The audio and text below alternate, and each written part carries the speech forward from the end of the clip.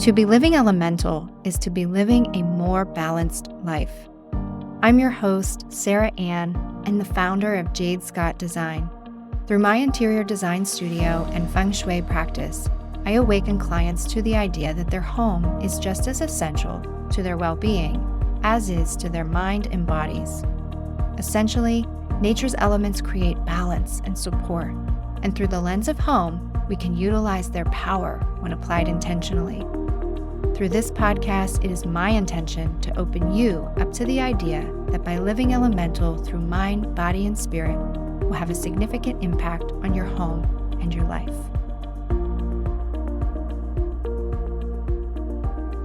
I decided I wanted to talk a little bit about decorating today because I think I'm missing my decorating. And, we've been getting settled into our new home here, but we've been sort of taking our time going through the boxes because we've just been getting used to our surroundings, getting into a routine. And if we're not in work, school mode, we've been out and about exploring our new city here in Austin, which has been fun, but I am starting to get the itch now to find some time to warm up this space with some decor.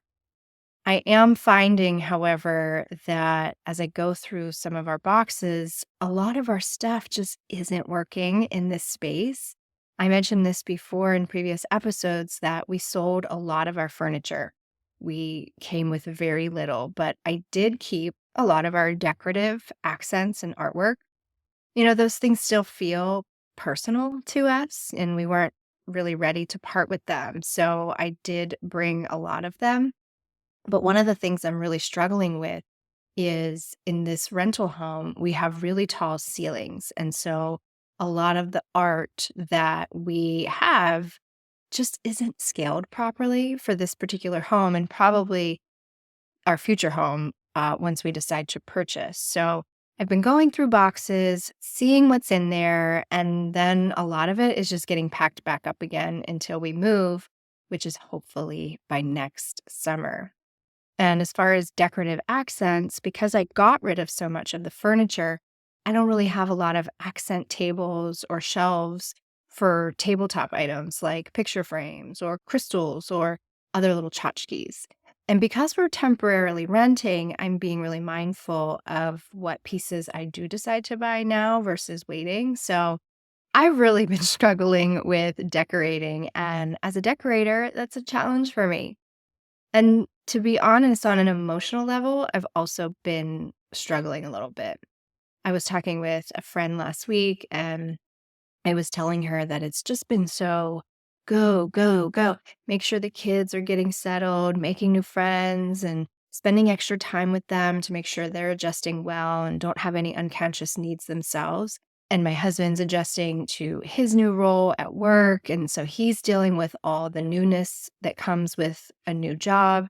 And I'm also taking on all of the house duties, the grocery shopping, the cooking, and making sure everything is good and comfortable when he comes home so that he can, put his best self out there and not have to worry about all of the craziness that's happening here at home that comes with moving.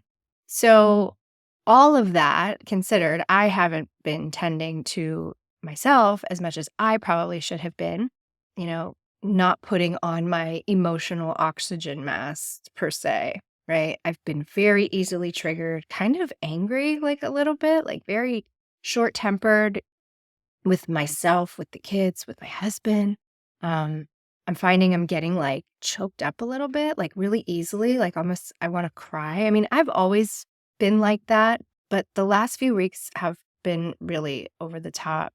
And what's interesting is there's nothing really going on in my mind consciously the moment I want to start crying or have an emotional outburst, but I do have enough awareness that it's a sign that there's something more going on that I need to address. And my intuition is telling me that it's probably grief related. Maybe it's grieving our old home, our own life, of course, our friends and family. But again, there's nothing that feels strong. It's not like I'm sitting on the couch crying, like, I miss my friends. I miss our house. What did we do? It's not like that. It's more of a I don't know, like an unconscious grieving, if that makes sense. And so in the last 2 weeks, though, I've really been dedicating myself to my yoga practice, meditation, inspirational reading, really listening to my body and allowing whatever needs to come up so that I can release it. And then I started looking to my environment. What is it about this home that is, in this case, not supportive while I'm feeling all these emotions come up? And listen, I practice feng shui professionally, but even sometimes when you're caught up in the day to day, you don't pick up on these things as easily. So it's not until you put some intention behind the questions that you're asking that answers then become available to you. Because what came to me in the moment that I asked was that this home is all metal and water element. It is new construction, so the walls are white. There are a ton of windows. The ceilings are tall. I mean, it's beautiful and vast. And I actually really loved this rental home, but I also realized that all of the strong water and metal elements are contributing to my unstable emotional state. And so today I want to talk about how to warm up a space with strong metal and water elements regardless if you're in new construction and the walls are all white, like my situation, or maybe you like an all white home. There's a lot of people that do. That was and still is very trendy. I had a lot of white in my last home myself. If you're experiencing strong waves of emotion, the emotional connection and challenge for water can sometimes be this underlying sadness or even depression in extreme cases. When water is out of balance, the inhabitants may feel or experience too much yin energy and lack motivation. And the challenge with metal, when it is out of balance, is that one can be very particular about their environment, very critical, very picky, not really giving anyone else a say in what goes where when it comes to, in this case, specifically decorating, which I was feeling going through these boxes. I would begin, but quickly lose interest because one, I feel like our stuff doesn't really work here. And so I would just give up and put it back in the box, store it for another day. And two, I have some underlying emotions that need process. And I think that once I make some changes to the space, bring to light these emotions that need to be released, I think I'll be able to get through our stuff and get some decorating done. So both of those examples are too much metal and water creating an imbalance emotionally, and it's showing up even in my living space as I'm going to walk you through now. And this is what I want to put out there through podcasting is bring some awareness to your surroundings. Once you have that awareness and you have a little bit of understanding of the elements and feng shui and yin and yang and how they work to balance space and people, you can pick up on things intuitively for yourself. And then when you go to decorate your home, you can do it with intention.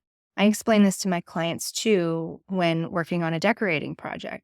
You can look at someone else's home or a magazine or a Pinterest page, and you can say, oh, I like this. And any designer or homeowner, if it's a DIY situation, is going to be able to implement it, right? But what I love and what I'm trying to really bring to the table through my practice is really getting in touch with what are you picking up on in your own home? What's the state of emotions going on in the home recently? What feels supportive? What doesn't feel supportive? And then we look together for ways in which we can balance that. One of the biggest ways we do that is through the 5 elements. So water and metal are yin elements. And so we're going to want to balance the space with more yang elements, with wood and fire and even touches of earth. So I'm going to use my home here as an example. Very grand entry, 12-foot ceilings upon entry. However, it's really dark. Black or darkness is true for the water element. One of the mistakes I think the builder made with this home was not installing a door that allows the light in. If I were to buy this home, that would be one of the first things I would replace to be able to let more light in, which would be bringing in the fire element.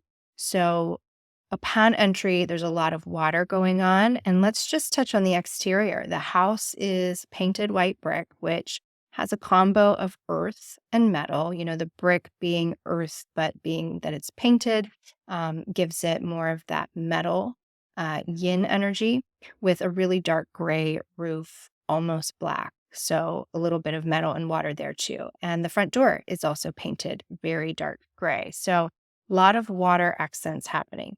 Um, I would balance this particular area of the home by incorporating more light or the fire element, as I just mentioned. Of course, that's not always an option. It's not for me as a renter, and for some, may not be in the budget to replace a front door. If it's not, I would, however, ensure proper artificial lighting and even install some night lights into your outlets. I just did this and it really made a difference. And in the evening, it actually looks pretty all lit up as the lights are shining down onto the floor, illuminating the hallway. I would also bring in some wood elements here through the use of entry rugs and plants, if possible. Again, if there's adequate natural light, bringing in a plant or two will help transform the space tremendously, as well as adding some wood entry tables or consoles as opposed to metal.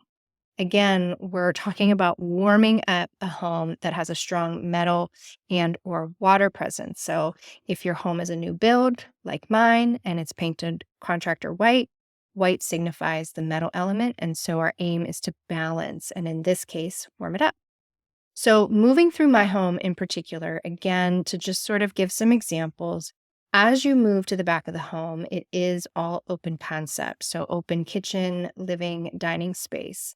Here I have an all white kitchen and marbled quartz, so all metal, in addition to 3 walls of 8-foot tall windows, and they go wall to wall. Windows and glass are characteristics of water. So I can find the balance of water and fire here, letting in a lot of that light. But some days I find it's all or nothing.